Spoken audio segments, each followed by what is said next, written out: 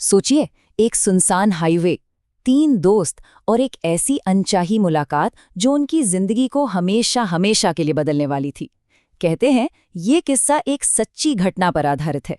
चलिए इस रहस्यमयी सफर को शुरू से जानते हैं। कहानी की शुरुआत होती है दहशत में डूबी इस एक चीख से। कौन है वो जिसके लिए रॉबिन इतना घबराया हुआ है? और ज्यादा अजीब बात यह है कि उसके दोस्त उसकी बात पर यकीन ही नहीं कर रहे हैं। रात का आखिरी पहर। रॉबिन, रितेश और अनुपम एक बिल्कुल सुनसान हाईवे पर ड्राइव कर रहे हैं। सड़क के दोनों तरफ घने पेड़ हैं और हल्की हल्की धुंध छाई हुई है, जो उस माहौल को और भी ज्यादा भारी बना रही है। सुबह के ठीक 5 बजे थे। ये वो वक्त होता है जब रात और दिन की सरहदें आपस में मिल रही होती हैं, और कहते हैं इसी वक्त अनदेखी दुनिया हमारे सबसे ज्यादा करीब होती है। और बस यहीं से डर का असली खेल शुरू हो जाता है।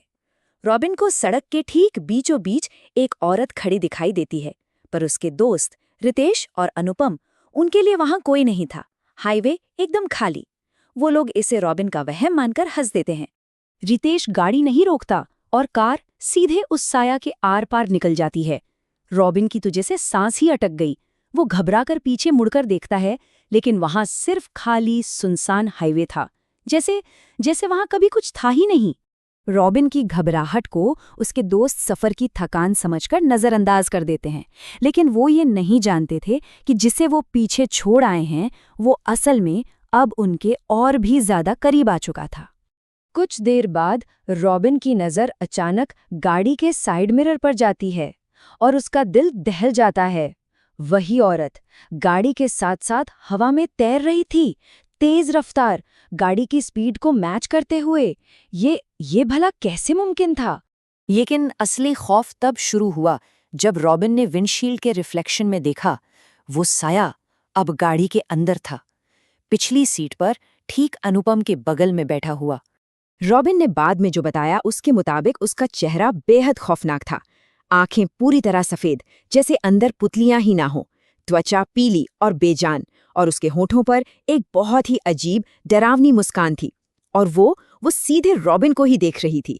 रॉबिन की चीख सुनकर रितेश अचानक जोर से ब्रेक लगाता है। अब उसके दोस्तों के चेहरे पर भी हवाइयां उड़ने लगी थीं। उन्होंने फैसला किया कि आगे किसी ढाबे पर रुककर थोड़ा सुस्ताएंगे। वो सोच रहे थे कि शायद मुसीबत से दूर जा रहे हैं, लेकिन वो तो उसके और करीब पहुंच रहे थे। जैसे ही वो एक पुराने वीरान से ढाबे पर रुकते हैं, वॉशरूम के अंधेरे दरवाजे से धीरे धीरे वही साया बाहर निकलता है। पर इस बार सिर्फ रॉबिन ने नहीं, बल्कि अनुपम और रितेश दोनों ने उसे अपनी आंखों से देखा। अब तक जो रॉबिन का वहम था, वो अब तीनों के सामने खड़ी एक खौफनाक हकीकत थी।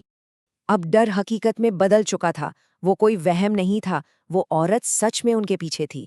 तीनों अपनी जान बचाने के लिए उस ढाबे से भागे और वापस अपनी गाड़ी की तरफ दौड़ पड़े।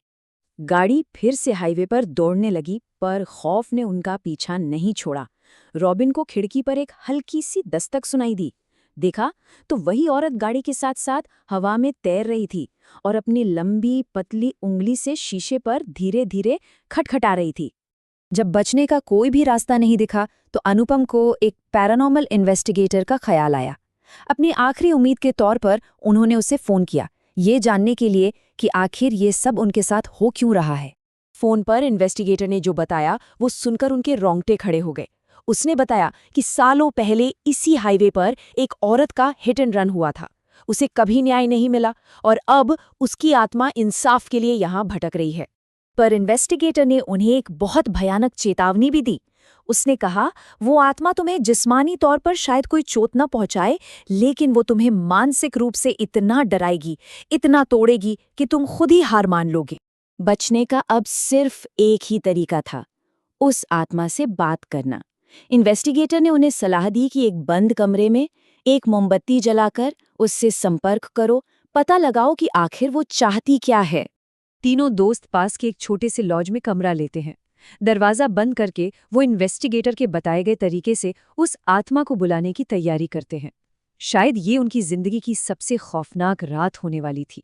रॉबिन हिम्मत करके सवाल पूछता है, क्या तुम्हें न्याय मिला? अगर हाँ तो एक बार दस्तक देना, और अगर नहीं तो 2 बार।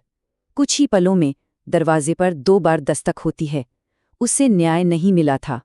इससे पहले कि वो कुछ और पूछ पाते, कमरे के बाहर से एक भयानक सर्द आवाज गूंजती है, मुझे तुम्हारा साथ चाहिए।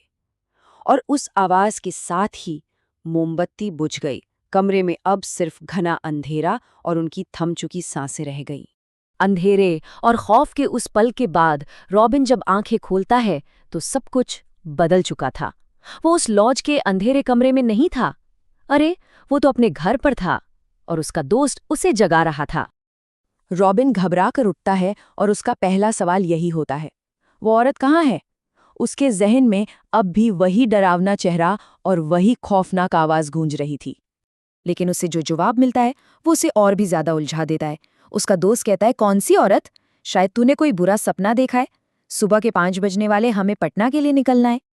और यहीं ये किस्सा हमें एक ऐसे सवाल पर लाके छोड़ देता है जो शायद ज्यादा डरावना है। अगर ये सब एक सपना था तो फिर से सुबह के 5 क्यों बज रहे थे? वही वक्त, वही सफर। क्या रॉबिन एक ऐसे लूप में फंस गया है जो कभी खत्म नहीं होगा, जहां उसे बार बार उसी खौफ से गुजरना पड़ेगा? या फिर ये सपना नहीं था, ये आने वाले कल की एक चेतावनी थी, एक ऐसा सफर जो अभी शुरू होना बाकी है पर जिसका भयानक अंजाम पहले ही तय हो चुका है। सच जो भी हो, एक बात साफ है, उनका आखिरी सफर अभी बाकी है।